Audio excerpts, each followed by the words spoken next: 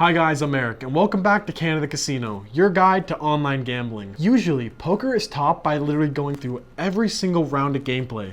The focus is on what's happening at the table, but there is a lot of other factors that will give you valuable information about how you should play.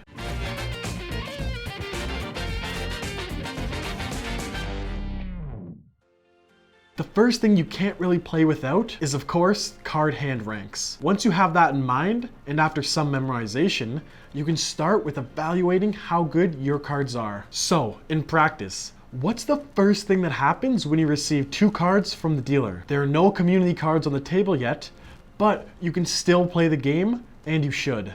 Phase 1 is to evaluate the cards you receive.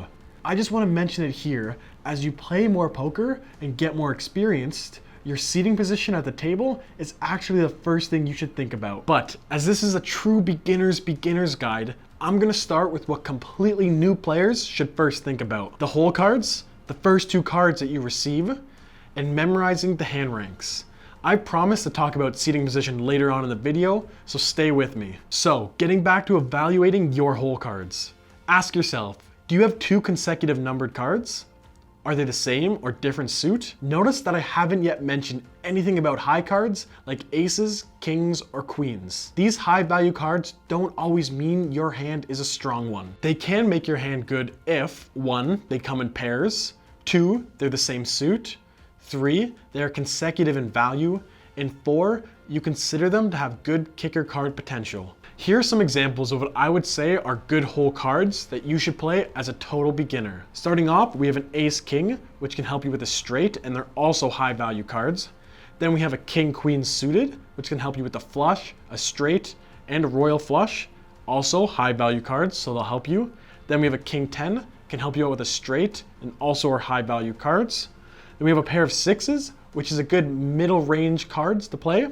Then we have a pair of aces, which are really great to have in your back pocket. In phase 2, you look around to see how other players have reacted so far to their hands. Ask yourself, who folded? Who can you see looks confident or defeated? Who bet? And who raised? Overall, how many players are still in the game? If there's still a lot of players in the game, that means they all value their hands pretty high, or they're just playing very loose. Only stay in the game if you have a really strong hand, like a high pairs, for example, ace-ace, king-king, queen-queen, jack-jack, or tens. On the other hand, if not that many players decide to stay in the game, it still means you should ideally have a strong hand, but there's a bit more leeway. It means that if you have a medium good hand, you should stick around to see if more players fold after seeing the flop. The flop, or what I'm going to call phase 3 in this video, is one of the key turning points in a poker game. If you like movies, imagine that it's a massive twist in the storyline. So many things happen right after the flop, and you can really make use of it. I'm going to keep it simple and list a few things you should look out for at the flop and right after. How many players fold? What other reactions can you see in their body language? Who raises? Who just calls? Calling is matching the previous player's bet or raise. Who just checks? Checking means not adding any money into the pot. And last but not least, how good are your hole cards now? So far, there are a lot of things to think about, right?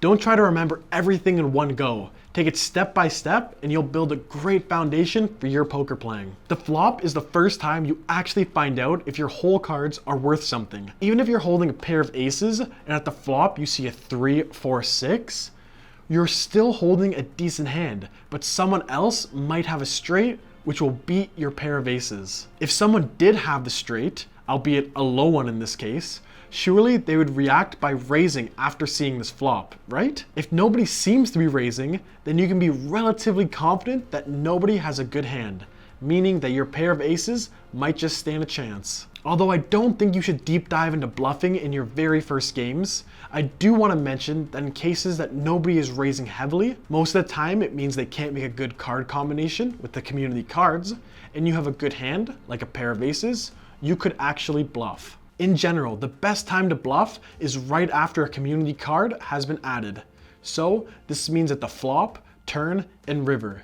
It's as if the new card makes all the difference to the cards in your hand. The reason I'm saying it might not be the best idea to start bluffing when you're starting out in poker is because you really need to nail the timing for it to be effective. What you're claiming to have in your hands needs to make sense with what is on the table and have a high probability of nobody else actually having a better card combination than you. Okay, I'm talking too much. Let's move on to phase 4. Phase 4 is the turn. It's when one card is added to the community cards. The logic from the player's point of view is exactly the same as in the flop phase. As a recap, here are the questions you should be asking yourself. How many players fold? What other reactions can you see in their body language? Who raises? Who just calls? Who checks? And last but not least, how good are your whole cards now? Phase 5 is the river. And it's when one last card is added to the community cards on the table. You go through the exact same questions as during the flop and the turn. At the end of this phase is the showdown between the last players at the table, usually between 2 players. This is when you see the cards of the last players and find out who won the round, and most importantly, who takes home the pot. Did they have the cards you thought they did? Were they bluffing? After every round, you will learn a bit of something of the playing styles of all the other players at the table. As you play more and more rounds, you will get experience in seeing what card combinations your hole cards have to offer. You will also learn when to simply fold. Now, I know I haven't mentioned checking, betting, calling, or raising yet, but as a beginner, all you need to focus on right now is just the signal you are giving the other players by checking, betting, calling, and raising, and how confident you are with your hand. There is one last factor I want to talk about, and that's the poker table itself and seating positions. The great thing about the seating positions in poker is that they change after every round. And by literally knowing your place, you can make some really good choices in your gameplay. The seating positions vary and by the amount of information you gather about the other players per round. So let's have a look at what I mean exactly. When a round starts, it starts with the first 2 players placing the small and big blind. This is just to get the initial money into the pot to get the game going. These 2 players, no matter what cards they hold in their hand, cannot check or raise. They just give out predetermined sums of money, the small and big blind, and that's it.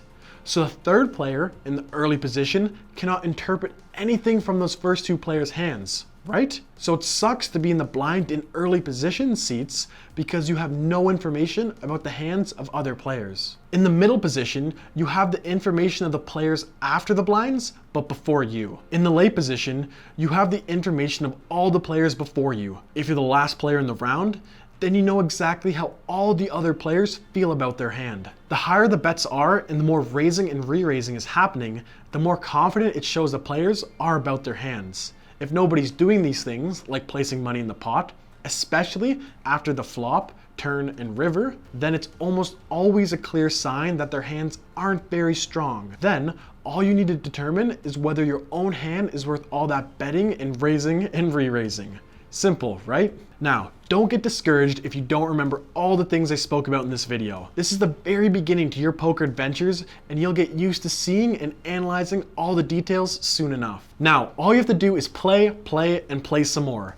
Just don't play big stakes before you're comfortable doing that. Bankroll management is equally important. Leave a comment if you have any questions, a like if you enjoyed, and don't forget to subscribe for more gambling content. This was Canada Casino, and I'll see you guys next time.